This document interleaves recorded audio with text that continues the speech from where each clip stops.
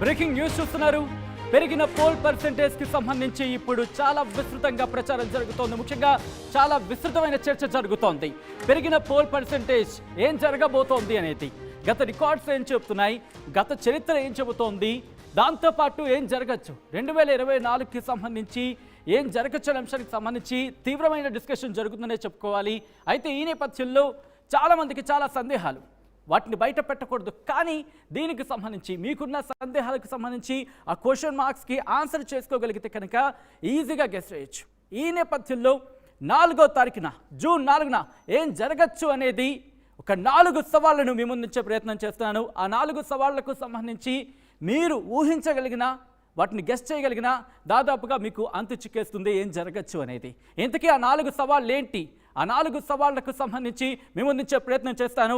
ఆ సవాళ్లకు సంబంధించి సమాధానం కనుక మీరు గెస్ చేయగలిగితే దాదాపుగా ఆ రిజల్ట్స్కి సంబంధించి మీరు ఊహించవచ్చు. అటువంటి సిచ్యువేషనే. సో మీరు ఎటువంటి ఊహ మీకు అందుతోంది అనేది కామెంట్ బాక్స్లో మెన్షన్ చేసే ప్రయత్నం చేయండి. అండ్ ఇప్పుడు మొట్టమొదటి సవాల్తో నేను స్టార్ట్ చేయబోతున్నాను. మొట్టమొదటి సవాల్ని ఇక్కడ మనం చూసే ప్రయత్నం చేద్దాం. 2009 నుంచి మనం మొదలు పెడదాం. 2009కి సంబంధించి 2009లో ఇక్కడ మీరు కనుక చూస్తే 72.63% అప్పుడు పోల్ పర్సెంటేజ్ నమోదైంది. ఆ తర్వాత 2014కి సంబంధించి మీరు చూస్తే కనుక 78.9%. సో ఇక్కడ మీరు చూస్తే దాదాపుగా 6% పెరిగిందనే చెప్పుకోవచ్చు. 6% ఓటింగ్ పర్సెంటేజ్ పెరిగింది. ఏం జరిగింది? ప్రభుత్వం మారిన పరిస్థితి మనం చూసాం 2009 నుంచి 2014కి సంబంధించి. ఇక 2014 నుంచి 2019 ఇక్కడ మీరు చూస్తే కనుక 2014లో 78.9% పోలింగ్ నమోదైతే 2019కి రాబోతుకి 79.8% పోలింగ్ నమోదైంది. అంటే దాదాపు 1%, సుమారుగా 1% అని చెప్పుకోవాలి. సో ఇక్కడ కూడా మీరు చూస్తే కనుక ప్రభుత్వం మారింది. ప్రభుత్వం మారిన సందర్భాన్ని మనం చూస్తున్నాం. ఇప్పుడు 2019కి సంబంధించి 79.8% మనం చూసాం. 2019 నుంచి 2024కి మీరు చూస్తే కనుక ఇప్పుడు 81, అంటే దాదాపుగా 2% ఇక్కడ మనకి పెరిగిన పరిస్థితి. 2% పెరిగింది. సో ఈ నేపథ్యంలో ఏం చేయొచ్చు, దీనికి ఈ సవాల్కి సంబంధించి మీరు ఆన్సర్ గెస్ చేయగలిగితే కనుక ఒక కార్నర్ని ఎక్స్పెక్ట్ చేయొచ్చు అనేది మనకి క్లియర్గా ఒక పిక్చర్ అనేది అర్థమవుతుంది. సో దీనికి సంబంధించి ఏం జరగచ్చు అనేది మొదటి సవాల్కి సంబంధించిన ఆన్సర్ కావచ్చు, మొదటి సవాల్కి సంబంధించిన సమాధానం కావచ్చు, మీరు గెస్ చేయగలిగితే కింద కామెంట్ బాక్స్లో మెన్షన్ చేయడం మాత్రం మర్చిపోకండి. ఇది మొదటి సవాల్కి సంబంధించి. ఇక రెండో సవాల్కి వెళ్ళే ప్రయత్నం చేస్తాను. రెండో సవాల్కి సంబంధించి చూసే ప్రయత్నం చేద్దాం. రెండో సవాల్ హియర్ ఇట్ ఇస్. పోస్టల్ బ్యాలెట్స్కి సంబంధించి మనం మాట్లాడుకునే ప్రయత్నం చేస్తే కనుక పోస్టల్ బ్యాలెట్స్ చాలా కీలకమని చెప్పుకుంటూ ఉంటాం. ఇక్కడ 2019లో 1.2 లక్షల సంబంధించి పోస్టల్ బ్యాలెట్స్ అనేవి ఓటింగ్ నమోదైంది. ఇక్కడ 2024కి సంబంధించి 4.3 లక్షల మంది పోస్టల్ బ్యాలెట్ని వినియోగించుకోవడం జరిగింది. అసలు ఇంతకీ పోస్టల్ బ్యాలెట్ అంటే ఏంటి అనేది చాలామందికి ఇంకా ఎక్కడో దగ్గర డౌట్ ఉంటూ ఉంటుంది. పోస్టల్ బ్యాలెట్ అనే అంశానికి సంబంధించి మాట్లాడుకుంటే ఇది ప్రభుత్వ ఉద్యోగులకు సంబంధించి, అంటే ఆ రోజు ఎన్నికల విధుల్లో పాల్గొనే వాళ్ళు ఎవరైతే ఉంటారో వాళ్ళకి పోస్టల్ బ్యాలెట్ అనేది ఇవ్వడం జరుగుతుంది. పోస్టల్ బ్యాలెట్ అనేది వినియోగించుకోవడం జరుగుతుంది. కానీ దీనికి సంబంధించి మనం చూస్తే చాలా ఇంట్రెస్టింగ్ అనే చెప్పుకోవాలి. 2019లో 1.2 లక్షల మంది పోస్టల్ బ్యాలెట్ని వినియోగించుకుంటే ఈసారి అంటే 2024కి రాబోతుకి 4.3 లక్షల మంది పోస్టల్ బ్యాలెట్ని వినియోగించుకోవడం జరిగింది. ఒక్కసారి ఇక్కడికి వచ్చే ప్రయత్నం చేద్దాం. ఇక్కడ నేను మీకు క్లియర్గా ఒక్కసారి రాసి చూపించే ప్రయత్నం చేస్తున్నాను. 2024కి సంబంధించి దాదాపు మనకి 4.3 లక్షల మంది కనిపిస్తున్నారు. కానీ మనకు అందుతున్న సమాచారం ప్రకారం దాదాపు 5 లక్షల మంది, అవును 5 లక్షల మంది పోస్టల్ బ్యాలెట్స్కి సంబంధించి వాళ్ళు అభ్యర్థన పెట్టుకున్నట్టుగా తెలుస్తోంది. అంటే ఒక్కసారి మీరు చూడొచ్చు దాదాపు ఏ స్థాయిలో పోస్టల్ బ్యాలెట్ని ఇక్కడ పోస్టల్ బ్యాలెట్కి సంబంధించి ఏ మేర రిక్వెస్ట్ వెళ్ళింది అనేది. పోస్టల్ బ్యాలెట్కి సంబంధించి ఇక్కడ మాట్లాడుకుంటే కనుక ఇది పల్స్ తెలియజేస్తూ ఉంటుంది. కౌంటింగ్ రోజు గురించి కూడా మాట్లాడుకుంటే పోస్టల్ బ్యాలెట్ బట్టి ట్రెండ్ అర్థమవుతుంది అనే ఒక మాట మనకి వినిపిస్తూ ఉంటుంది. సో అటువంటి సినారియో కాబట్టి నేను అంతవరకు వెళ్ళట్లేదు. ఈ సవాల్కి సంబంధించి ఏంటంటే మాట్లాడుకునే ప్రయత్నం చేసినప్పుడు పోస్టల్ బ్యాలెట్ అనేది ప్రభుత్వ ఉద్యోగులకు సంబంధించి పల్స్ తెలియజేస్తుందని మన మాట వినిపిస్తూ ఉంటుంది. అంటే ప్రభుత్వ ఉద్యోగులు సంతోషంగా ఉంటే ఎటువంటి సినారియో ఉంటుందో మనం చూస్తాం. అట్ ద సేమ్ టైం వాళ్ళు అసంతృప్తిలో ఉంటే ఎటువంటి సినారియో ఉంటుందో మనకు తెలుసు.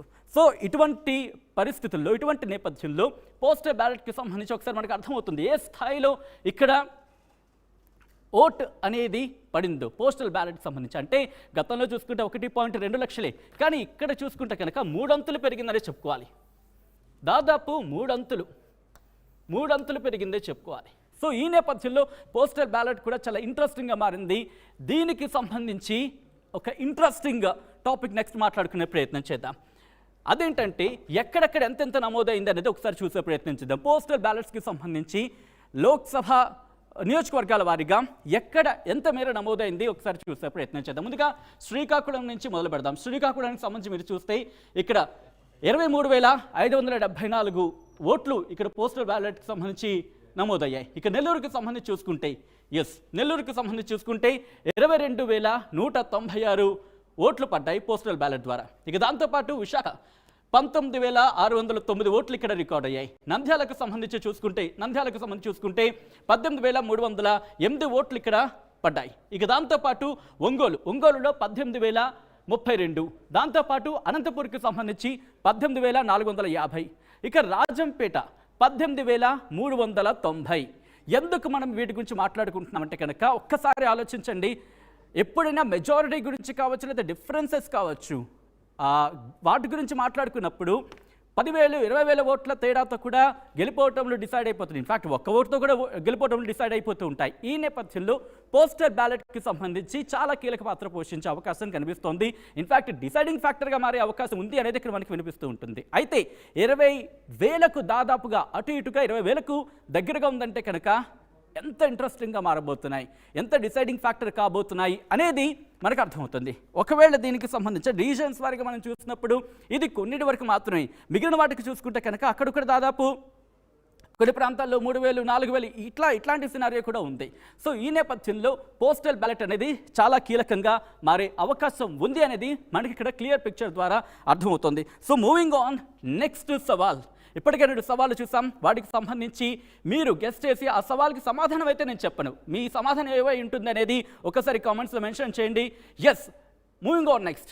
మూడోది, ఇక్కడ పురుషులతో పోల్చితే అత్యధికంగా మహిళలు ఓట్లు వేశారనేది మనకు వినిపిస్తోంది. ఒక్కసారి దీనికి సంబంధించి మాట్లాడుకునే ప్రయత్నం చేస్తే కనుక ఇక్కడ మొత్తం ఓట్లు ఎన్ని ఓట్లు పోలయ్యాయి అనేది మనం గమనిస్తే 3,43,40,560 ఓట్లు పోలైతే ఇందులో పురుషులు 1,64,30,359, మహిళల ఓట్లు చూసుకుంటే కనుక 1,69,08,684. ఇక్కడ మీరు ఆ డిఫరెన్స్ కనుక గమనిస్తే ఇక్కడ మీరు గమనించవచ్చు 1,69,08,684 మంది మహిళలు కనుక ఇక్కడ ఓటేస్తే, పురుషులకు సంబంధించి మీరు చూసుకుంటే 1,64,30,359 మంది పురుషులు ఓట్లు వేశారు. అంటే ఇక్కడ పురుషులతో పోల్చుకుంటే పురుషుల కన్నా మహిళలు 4 లక్షల, నేను ఒకసారి ఇక్కడ నెంబర్గా రాసే ప్రయత్నం చేస్తున్నాను, 4,78,325. ఒక్కసారి చూడండి, బిగ్గెస్ట్ డిసైడింగ్ ఫ్యాక్టర్ కాబోతున్నానండల్లో ఎటువంటి అతిశయోక్తి లేదని చెప్పుకోవాలి. ఒకసారి మీరు చూస్తే అఫ్కోర్స్ నెంబర్ కాస్త క్లియర్గా లేదు కాబట్టి నేను ఒకసారి క్లియర్ చేసి లైట్గా ఉన్న ప్లేస్లో రాసే ప్రయత్నం చేస్తాను. ఎస్, ఒక్కసారి ఇక్కడికి వెళ్తున్నా. 4,78,325. ఒక్కసారి ఈ నెంబర్ చూడండి, ఈ నెంబర్ డిసైడింగ్ ఫ్యాక్టర్ కాబోతోంది. అనదర్ డిసైడింగ్ ఫ్యాక్టర్ కాబోతుంది అండల్లో ఎటువంటి అతిశయోక్తి లేదు. ఎందుకంటే దాదాపుగా 5 లక్షల డిఫరెన్స్ ఉందనే చెప్పుకోవచ్చు. అటువంటి పరిస్థితి మనకి ఇక్కడ అర్థమవుతుంది. అంటే మహిళలు ఏ స్థాయిలో ఓట్లు వేసారో మనకి అర్థమవుతుంది. ఇక్కడ మరొక ఇంట్రెస్టింగ్ అంశం ఏంటంటే 18 ఏళ్ళు పైబడిన వాళ్ళకి సంబంధించి మాట్లాడుకునే ప్రయత్నం చేస్తే కొన్ని వార్తాపత్రిక నుంచి తీసుకున్న సమాచారం కావచ్చు, నెట్వర్క్స్ నుంచి తీసుకున్న ఇన్ఫర్మేషన్ కావచ్చు, దాదాపు ఆంధ్రప్రదేశ్లో 10 లక్షల మంది యువత ఉంటే దాంట్లో మహిళలకు సంబంధించి, అంటే ఇక్కడ మహిళలకు సంబంధించి ఎన్ని ఓట్లు పడ్డాయో దీని పర్సంటేజ్ని బేస్ చేసుకుని తీసుకుంటే కనుక అంటే 80% మంది తమ ఓటు హక్కు వినియోగించుకున్నారన్న మాట వినిపిస్తోంది. అంటే 80,000 మంది, అంటే 80% అనుకుంటే కనుక ఈ 80,000కు సంబంధించి యూత్ తమ ఓటు హక్కు వినియోగించుకున్నారనుకుంటే ఇక్కడ మహిళల ఓట్ల పర్సంటేజ్ని బేస్ చేసుకుని మనం ఇక్కడ చూసుకుంటే దాదాపుగా మనకి ఇక్కడ అర్థమవుతుంది ఏంటంటే 4,05,680. సుమారుగా. అంటే ఇక్కడ క్లియర్ పిక్చర్ మనకు అర్థమవుతుంది ఏంటంటే, ఇక్కడ మీరు చూస్తే కనుక దాదాపుగా 1.21. ఇదొకటి గుర్తుపెట్టుకోండి.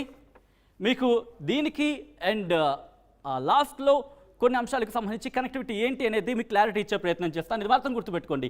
1.21% అనేది చాలా ఇంట్రెస్టింగ్గా మారిందనే చెప్పుకోవాలి ఇక్కడ దీనికి సంబంధించి. అలాగే ఇక్కడ నుంచి కాస్త ముందుకు వెళ్ళే ప్రయత్నం చేద్దాం. మహిళా ఓట్లకు సంబంధించి మాట్లాడుకున్నాం, యంగ్స్టర్స్కి సంబంధించి మాట్లాడుకున్నాం, యూత్ గురించి మాట్లాడుకున్నాం. ఇక ఆఖరి సవాల్ని మీ ముందుంచే ప్రయత్నం చేస్తున్నాను. 2019కి సంబంధించి ఒక్కసారి కంపేర్ చేసే ప్రయత్నం చేద్దాం.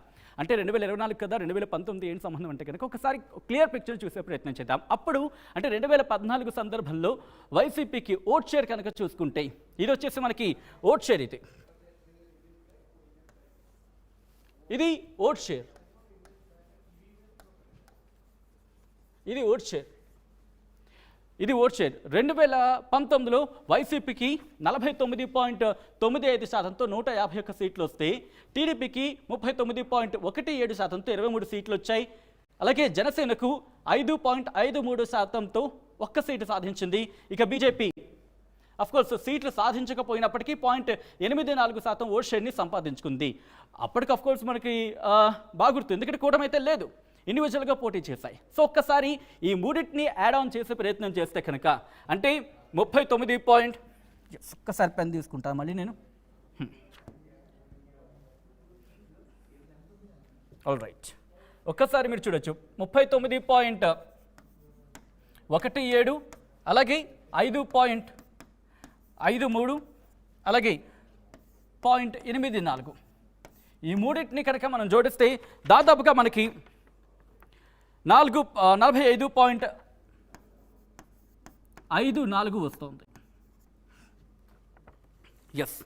45.54 వస్తుంది. అంటే ఒక్కసారి ఇక్కడ మీరు గమనిస్తే కనుక ఓట్ షేర్ డిఫరెన్స్ అనేది కూటమికి అప్పుడు వచ్చిన కూటమికి సంబంధించి వాటిని క్రోడీకరిస్తే మొత్తం వస్తుంది మనకి 45.54. ఒక్కసారి క్లోజ్ క్యాంప్కి వెళ్ళే ప్రయత్నం చేద్దాం. ఇక్కడ 45.54 అనేది ఓట్ షేర్ అనేది మనకి క్లియర్గా కనిపిస్తోంది.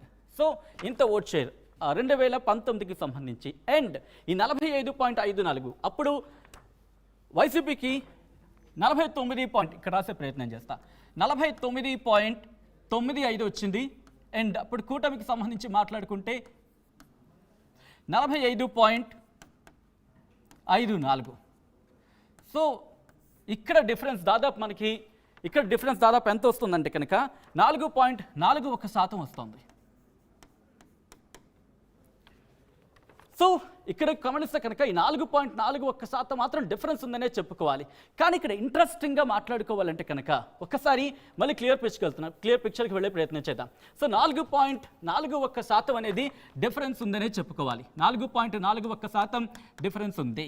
కానీ ఇందాక మనం చెప్పుకున్నట్టు మహిళలకు సంబంధించి మాట్లాడుకుంటే, మహిళలకు సంబంధించి ముఖ్యంగా యూత్కి సంబంధించి, యంగ్స్టర్స్ అమ్మాయిలకు సంబంధించి మాట్లాడుకుంటే కనుక ఇక్కడ మనం 1.21% ఉంది. వీళ్ళకి సంబంధించి యంగ్స్టర్స్ అంటే 18 ఏళ్ళ పైబడిన వాళ్ళు, వీళ్ళు సాధారణంగా ఇంటర్నెట్కి చూస్తూ అంటే ఇంటర్నెట్ని ఫాలో అవుతూ ఉంటారు. అట్ ద సేమ్ టైం వీళ్ళు ఎడ్యుకేషన్ని చూశారు, ఫ్యూచర్లో జాబ్ కూడా చూడాల్సి ఉంటుంది. అంటే అన్నింటినీ పరిశీలిస్తూ ఉంటారు. ఫస్ట్ టైం ఓటర్స్ కాబట్టి ఇంకా ఎంతూసియాస్టిక్గా ఉంటూ ఉంటారు. ఈ నేపథ్యంలో వాళ్ళు ఎలా ఇన్ఫ్లుయెన్స్ అయ్యారు, వాళ్ళు ఎవరి వైపు ఉన్నారనేది చాలా డిసైడింగ్ ఫ్యాక్టర్ కాబోతుంది. అట్ ద సేమ్ టైం ఇక్కడ ఉద్యోగస్తుల గురించి మాట్లాడుకున్నప్పుడు పోస్టల్ బ్యాలెట్ వాళ్ళు కూడా మనం చూసుకుంటే 4,32,222 మంది ఉన్నారు. ఇది దాదాపు దీని పర్సంటేజ్ కనుక తీసుకుంటే మనకి 1.29% అని చెప్పుకోవాలి. వీటి రెండింటిని మనం కలుపుకున్నాం అనుకోండి, దాదాపుగా మనకి 2.5 చిల్లర వస్తుంది. మనకి సుమారుగా నేను చెప్పే ప్రయత్నం చేస్తున్నాను, 2.5% అనేది వస్తుంది. దీన్ని ఇక్కడ ఇక్కడ మైనస్ చేసే ప్రయత్నం చేద్దాం. 4.41 డిఫరెన్స్ అనుకున్నాం మనం. 4.41 నుంచి 2.5 సంబంధించి తీస్తే అప్రాక్సిమేట్గా 2 అనే డిఫరెన్స్ అనేది వస్తుంది. ఇక్కడ అలా కూడా తీసేసినా సరే ఒక 2% డిఫరెన్స్ అనేది వస్తుంది. ఈ 2% డిఫరెన్స్ ఏం జరగచ్చు అనే అంశానికి సంబంధించి ఇక్కడ ఇంకొక సవాల్ ఉందనే చెప్పుకోవాలి.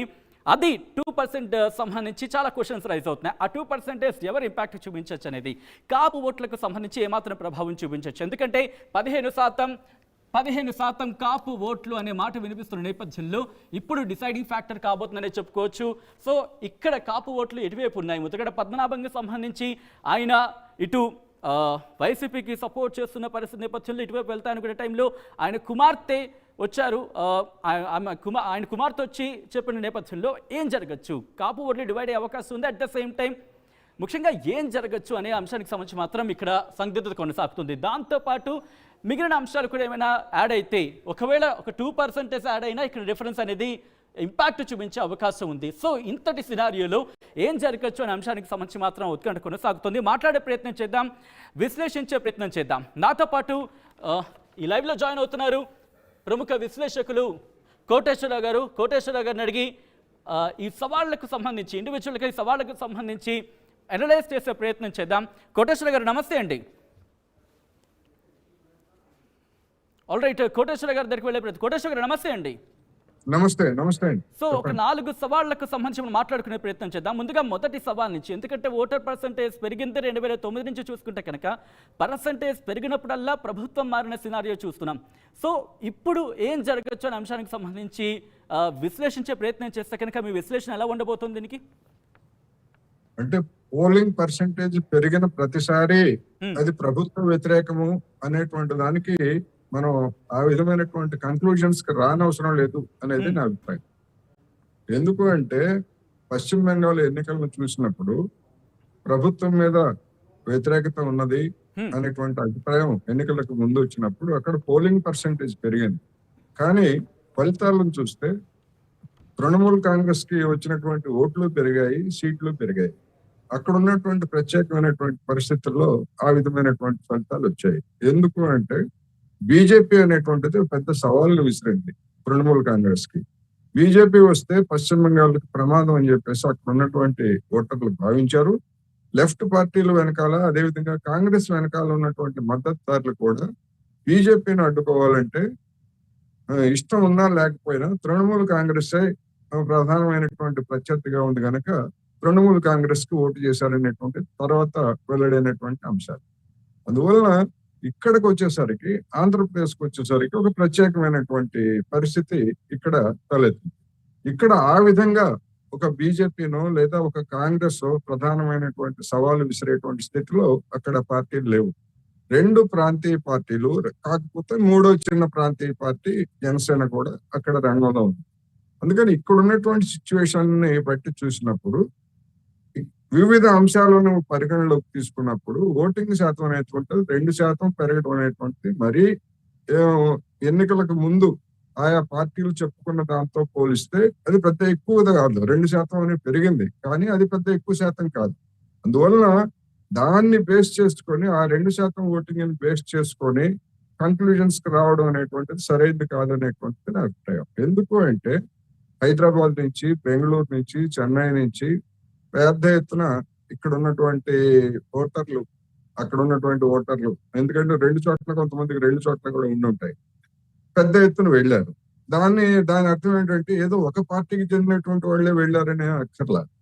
2 కూటములకు చెందినటువంటి వాళ్ళు పెద్ద ఎత్తున డబ్బు పెట్టి ఓటర్లను కొని రవాణా సౌకర్యాలు ఏర్పాటు చేసి తమ మద్దతుదారులకు సమీకరించుకున్నారు.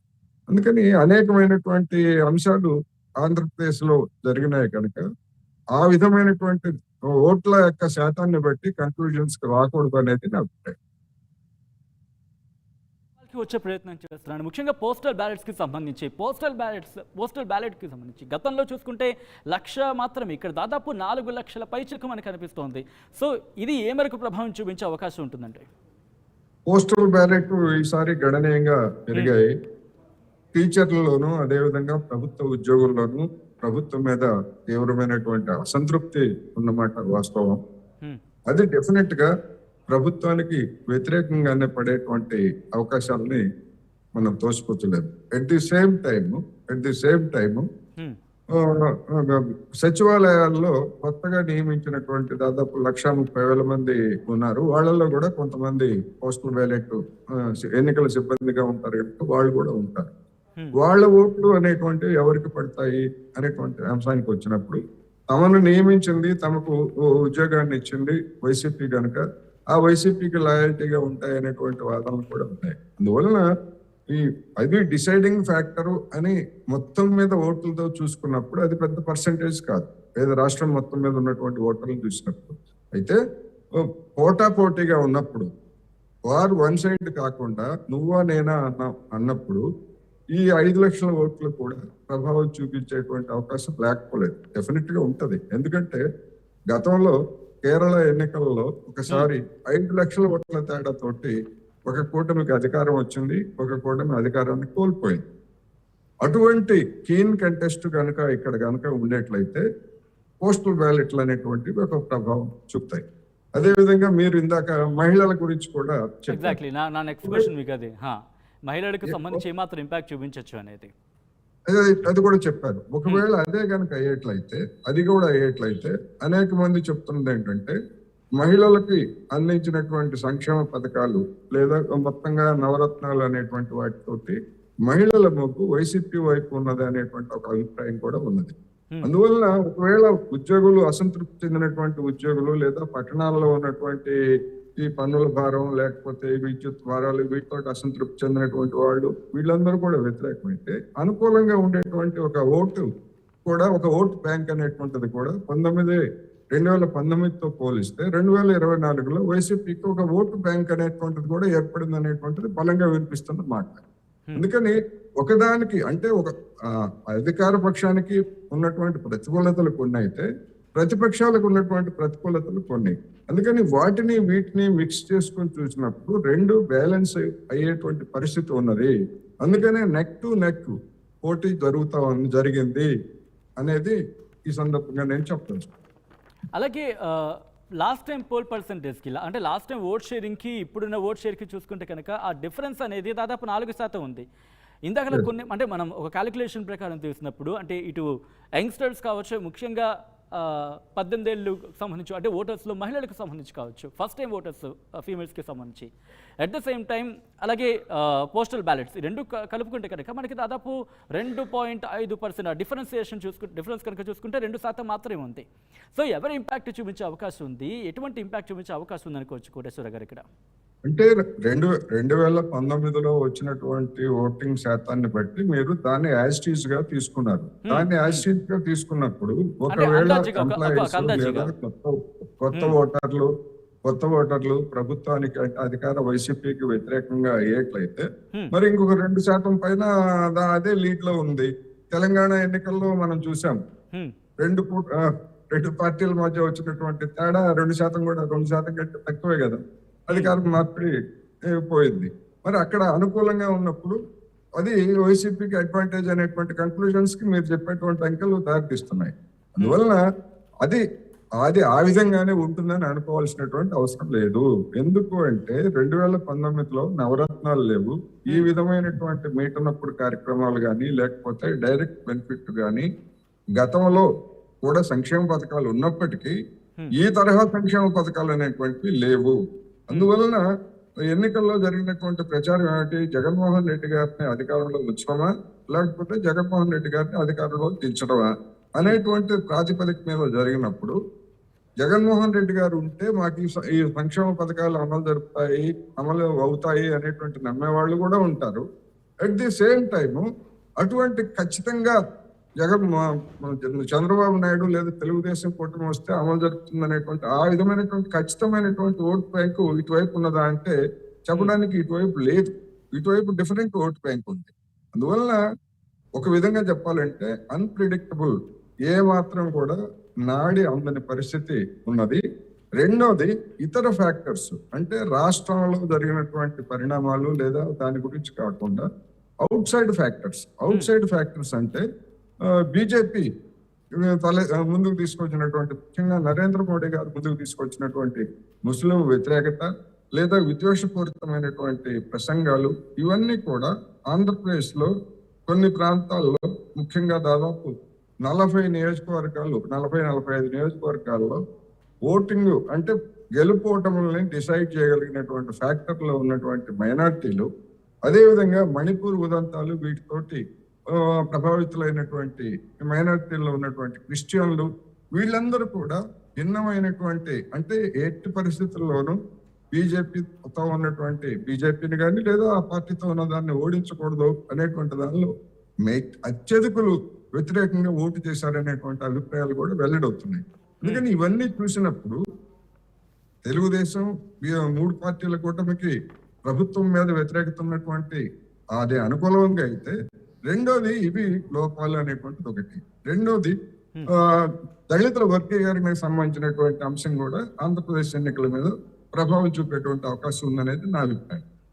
ఎట్లా అంటే దళితుల వర్గీకరణని అక్కడ ఉన్నటువంటి దళితుల్లోని మాల సామాజిక తరగతి టూత్ అండ్ నైల్ ఎట్టి పరిస్థితుల్లో అమలు జరపడానికి వీలనేటువంటి పద్ధతుల్లో అక్కడ వ్యతిరేకిస్తున్నది. అక్కడ ఆంధ్రప్రదేశ్ లో వాళ్ళు ఎక్కువగా ఉన్నారు. వర్గీకరణ కావాలనేటువంటి సామాజిక తరగతి తక్కువగా ఉంది. అందువలన ఇట్లాంటి అనేకమైనటువంటి ఫ్యాక్టర్స్ అనుకూలంగా వ్యతిరేకంగా ఉన్నాయి. రెండోది జగన్మోహన్ రెడ్డి గారి మీద కొంత అసంతృప్తి ఉన్నప్పటికీ, ఈ మైనారిటీల్లో కొంత అసంతృప్తి ఉన్నప్పటికీ బీజేపీతో తెలుగుదేశం జనసేన ఈ టైఅప్ కావడం వలన వ్యతిరేకంగా ఇష్టం ఉన్నా లేకపోయినా జగన్మోహన్ రెడ్డి గారికి, అదే విధంగా కాంగ్రెస్ లెఫ్ట్ పార్టీల అభ్యర్థులకు కూడా మైనారిటీల ఓట్లు గణనీయంగా పడ్డాయనేటువంటి వార్తలు వస్తున్నాయి.